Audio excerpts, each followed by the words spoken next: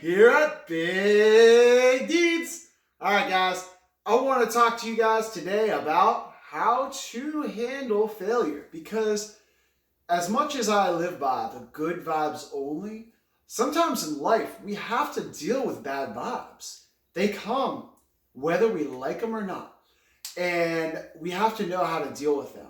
It's like when I'm giving snowboard analogies. Like the bad vibes could be like a patch of ice. You can avoid them and you'll be fine, snowboarding along, and you see that patch of ice and you avoid it. That's fine. You can avoid it.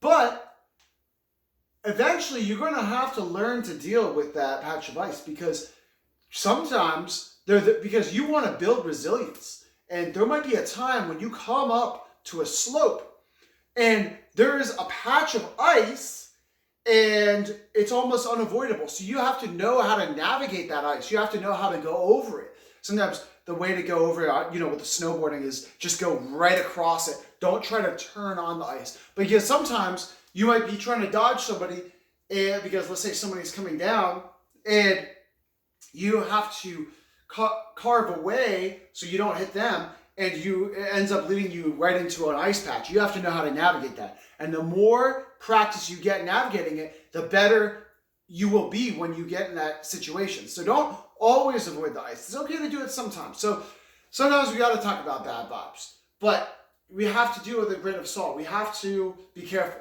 And today I want to talk about how to deal with failure, with loss, for example. So a failure or a loss can be a great gift. It can be a blessing. Bless up. Shout out DJ Khaled. All praise to the Most High. Oh yeah. So we could go through a loss. So let's say we lost some. Let's say a job. Let's say we lost a family member. Sometimes we could lose maybe drop a beer or a glass, favorite glass. Drop a laptop in the toilet or something. drop a bottle of liquor. Maybe you drop a baby on its head. Okay, that's bad vibes. We won't go there. That's bad vibes. So anyways, I was the other day, I was carrying in a 12-pack for my car, and I decide to grab a whole bunch of stuff. I'm carrying a bunch of boxes, and I'm carrying the 12-pack. And I also got the shaker, which I always put all my supplements in there. And I'm carrying it along with the shaker, and it's at this weird angle. The handle, how there's a cardboard handle, and it's at a weird angle because I'm carrying the shaker at the same time, and it starts to tear, and the cardboard box falls, and I lose 2 soldiers, man. Two beers broke. And it broke my heart. And it sounds funny, but it really got me. I was sad. That whole night I was thinking about it and kind of beating myself up about it. And I kept thinking about those lost soldiers until I remembered, those fallen soldiers, they lost their life so that I could learn a lesson. And when I say, fallen soldiers and everything, I don't mean it in any type of weird way. I have utmost respect for the military. My father was in the Air Force and the Navy. So I have utmost respect for them. I don't mean that in any type of weird way to take away or lessen their sacrifice. But sometimes I call my beers fallen soldiers just because they, I don't know, they're my soldiers sometimes. But I won't be having them over the next 40 days because of Lent. So these bears, I said, they lost their lives to teach me a valuable lesson. A valuable lesson was sometimes when you're rushing and you're trying to do too much, because I was rushing out there trying to grab as much as I can, just get all the stuff in from my car. Sometimes when you're doing all that and you don't really need to be doing all that, especially when you don't really need to be doing all that, you're carrying too much, you're trying to go too fast, you screw it up. You bring in, you do something wrong. There was no reason. I was listening to a podcast. I had nowhere to be. There's no reason I couldn't have just grabbed that 12-pack and just carried it separate.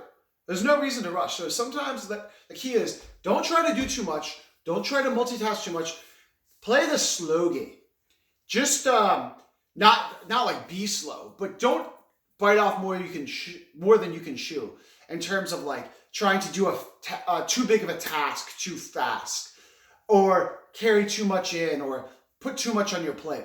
Just take what you know you can handle and you can accomplish and get right with accuracy. And then you can practice and build and increase your competence and your proficiency. And then you can get better at that task. And then you might be able to start adding in more. But don't add in more than you know you can handle. So I shouldn't have been trying to carry in all those boxes. But I learned such a valuable lesson. I learned this whole lesson I just described to you. And that was just one example about how a failure or a loss can teach you a valuable lesson. Mistakes can teach you valuable lessons. It can teach you so much. So, for example, let's say you forget to lock your car. You go into not so great of an area, and somebody breaks in or opens the door while you're gone, and they take your $5 out of the dashboard, or they take it out of the glove department. So you lost $5, and you get back and you're kicking yourself. You're so mad, like, dang, they just waltzed into my car and took those $5. But you learned a valuable lesson. You learned about locking your car, and then the next time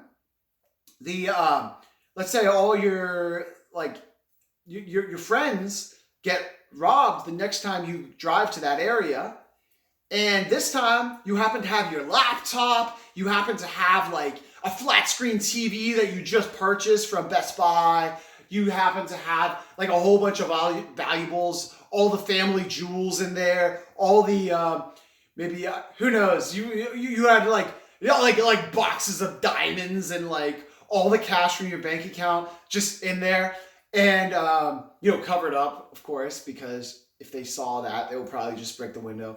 But if you hadn't have learned that lesson from the first place when you lost that $5, you would have all that stuff would have gotten stolen. So it's a valuable lesson. Well, someone might rightly say, wait, well, why couldn't you have just learned that lesson from somebody else? And that's a great way to do it. Like, let's say you learn it in school, your parents told you, like, lock your car or something like that, or don't bite off more you can chew, like some lesson. You can learn it that way, and that's good. If you can learn it that way, that's even better. That's great.